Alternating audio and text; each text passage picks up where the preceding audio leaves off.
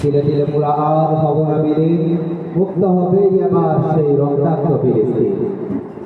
এই পর্যায়ে রক্তাক্ত ফিলিস্তিন নিয়েও কি ঝরা বক্তব্য, লোক শিউরে তোলা ঝঙ্কার নিয়ে আসছেন আমাদের সকলের পরিচিত মুখ জানালাম আমাদের ছাত্র ভাই মোহাম্মদ শাহিন আলম।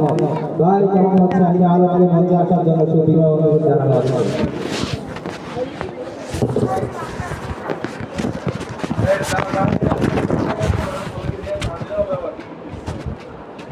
আমরা সকলে জোর করে নিজ নিজ জায়গায় বসে থাকি।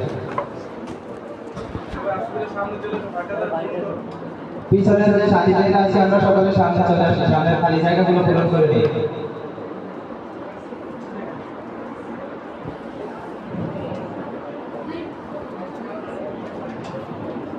السلام عليكم ورحمة الله وبركاته.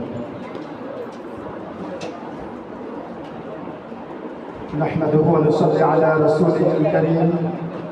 أما بعد فأعوذ بالله من الشيطان الرجيم. بسم الله الرحمن الرحيم. إن الدين عند الله الإسلام. وقال رسول الله صلى الله عليه وسلم: الجنة تحت ظلال السيوف. أو كما قال عليه الصلاة والسلام.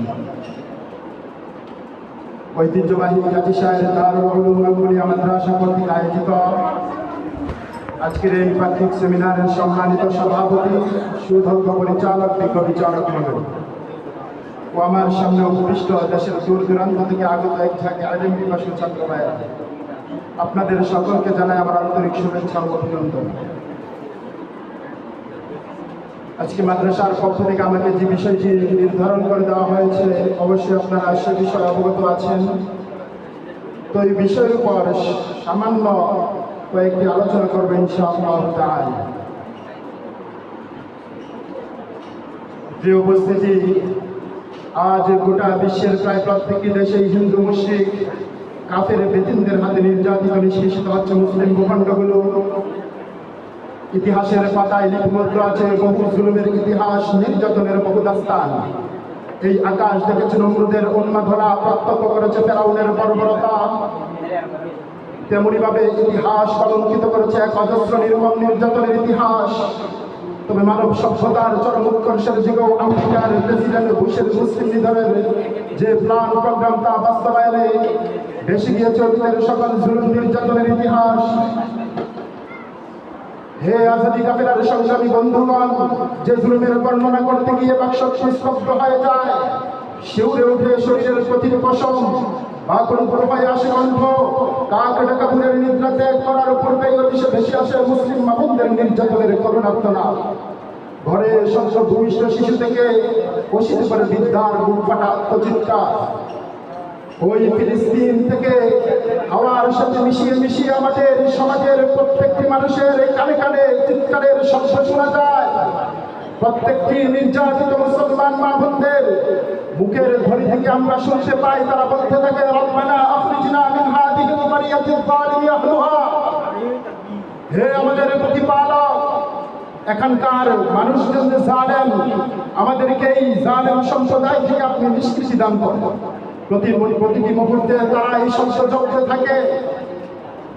ওই সময় তো তাদেরকে এই জালেম সম্প্রদায় থেকে নিষ্কৃতি দানের জন্য সাহাবায়ে কেরাম ছিল, তবে তাবিঈন ছিল, আইম্মায়ে মুজতাহিদিন ছিল। কিন্তু বর্তমান জমানার মধ্যে তো তারা নাই। আজকে এই মুসলমানদের পাশে দাঁড়াবার জন্য, এই মুসলমানদেরকে এই শয়তানদের থেকে নিষ্কৃতি দানের জন্য আমাদেরকেই হতে হবে সালাউদ্দিন আইয়ুবীর মতো।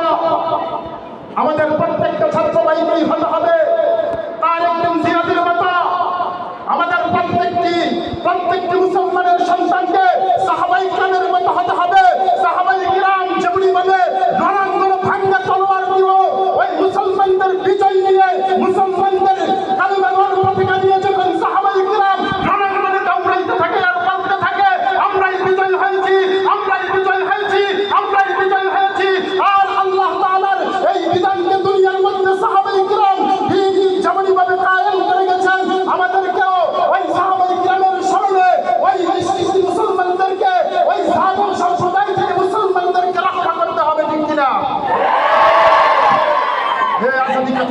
সংগ্রামী বন্ধুগণ, ভুলে গেলে চলবে না যে তারা অতীতেও আমাদের মুসলমান ভাই বোনদের উপর অনেক অত্যাচার জুলুম চালিয়েছে।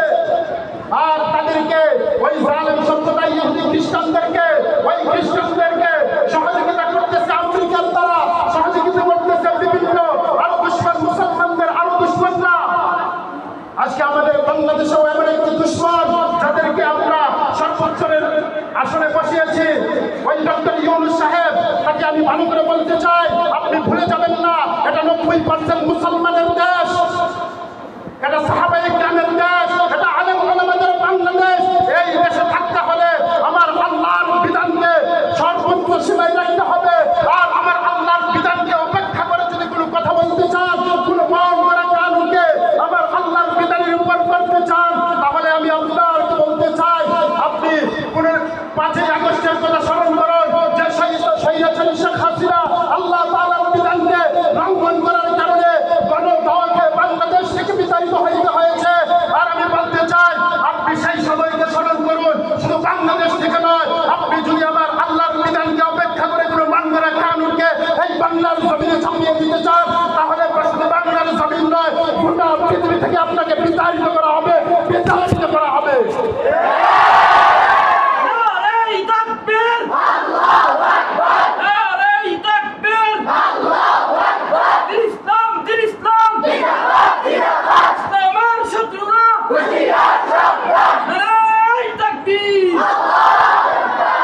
হে আজাদী কাফেলার সংগ্রামী বন্ধুগণ, হে মরণজয়ী কাফেলার সংগ্রামী বন্ধুগণ, বাংলাদেশের 5ই আগস্টের কথা স্মরণ করো।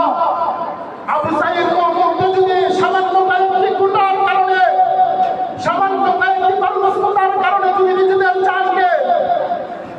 জানকে যদি বন্দুকের সামনে তুলে দিতে পারে আর বলতে পারে যে যত আঘাত হানো আমার উপর দিয়ে হানো, আমার উপর দিয়ে হানো, তাহলে আমি তুমি তো মুসলমান, আমি আর তুমি তো ওই আল্লাহ তাআলার কালাম শূন্য, আমি আর তুমি তো সাহাবায়ে কেরামের চিত্র, আমি আর তুমি তো খালিদ বিন ওয়ালিদের সন্তান, আমি আর তুমি তো তারেক বিন জিয়াদের সন্তান। তারা তুমি গোটা পৃথিবীর মুসলমান, গোটা পৃথিবীর মুসলমানের রাহবার হয়ে মুসলমানদেরকে এই জালিমদের থেকে বাঁচাতে পারে, তাহলে আমি আর তুমি তাদের সন্তান হয়ে, তাদের উত্তরসূরি হয়ে কেন পারবো না? আমাদেরকেও তাদের বলিয়ান হয়ে, আমাদেরকেও তাদের উৎসাহিত হয়ে সর্ব অবস্থায় রণাঙ্গনের মধ্যে ঝাঁপিয়ে পড়ে থাকতে হবে।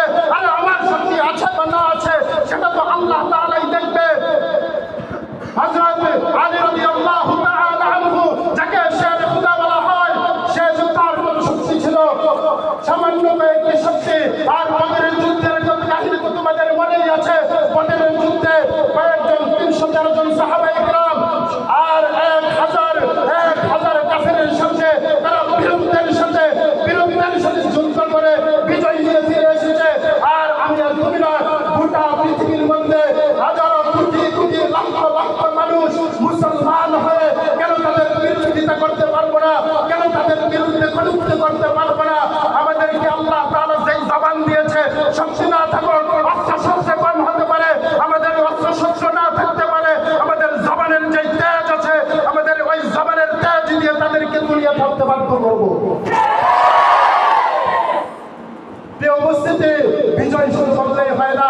দেখেন ফিলিস্তিনের দিকে তাকান, যে রমজান মাস, এই গত রমজান মাস, যেই রমজান মাস আমাদের থেকে বিদায় নিয়েছে, ওই রমজান মাসে সেহরির সময়, যেই মাস রমজানুল মুবারক পবিত্র মাসে মহান আল্লাহ পাক গুনাহগার যারা জাহান্নামী মুসলমান, তাদের জাহান্নাম থেকে বের করে আল্লাহ তাদেরকে জান্নাত দিয়ে দেয় রমজান মাসের উসিলা করে।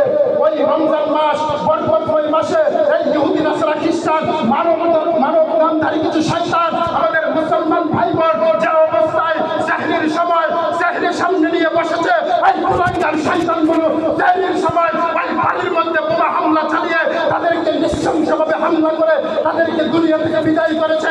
এই মুসলমান, নির্লজ্জ মুসলমান, এখনো যদি ঘুমিয়ে থাকো তাহলে আর বেশি দেরি নয়। ফিলিস্তিনে যেভাবে মুসলমানদের উপর অত্যাচার হইতেছে, ঠিক তেমনি ভাবে আমাদের বাংলাদেশের মধ্যেও আমাদের উপর চড়াও হতে আর বেশি দিন হবে না।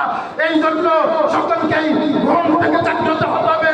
প্রত্যেকটা মুসলমানকে এই পান মুখে ধারণ করতে হবে যে আমাদের মুসলমানদেরকে অতীতে অনেক জুলুম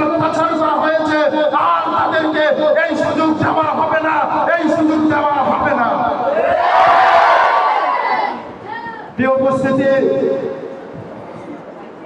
সামান্য সময় যা কিছু বলেছি আল্লাহ তাআলা আমাদেরকে আমল করার তৌফিক দান করেন। তারপর আমাদেরকে মহান আল্লাহ তাআলার কালামকে মুখে ধারণ করে নবীজির হাদিস সুন্নাহকে মেনে রাসূল পাক সাল্লাল্লাহু আলাইহি ওয়াসাল্লামকে খুশি রেখে সর্ব অবস্থায় আর মুসলমানের সামনে নিজেকে বিলীন করে দিতে হবে।